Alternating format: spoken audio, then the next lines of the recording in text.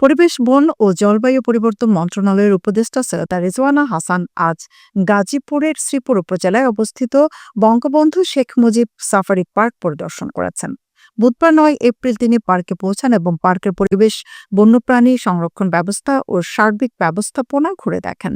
পরিদর্শনকালে তিনি সংশ্লিষ্ট কর্মকর্তাদের সঙ্গে মতবিনিময় করেন এবং পার্কের পরিবেশ উন্নয়ন ও বন্যপ্রাণী সংরক্ষণে গৃহীত বিভিন্ন উদ্যোগ সম্পর্কে অবহিত হন।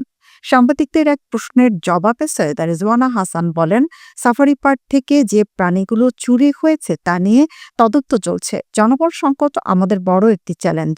সরকারের নিয়ম অনুযায়ী চাইলেই এখনই জনবল নিয়োগ দেওয়া সম্ভব নয়। তবে আমি মনে করি পার্কের ভেতরে যারা দায়িত্বে আছেন তাদের আরও দায়িত্বশীল হওয়া উচিত। উল্লেখ্য, সম্প্রতি সাফারি পার্ক থেকে একাধিক প্রাণী নিখোঁজ হওয়ায় তা নিয়ে নানা প্রশ্নের সৃষ্টি হয়েছে। এর প্রেক্ষিতে উপদেষ্টার এই পরিদর্শনকে বিশেষ গুরুত্বের সঙ্গে দেখা হচ্ছে।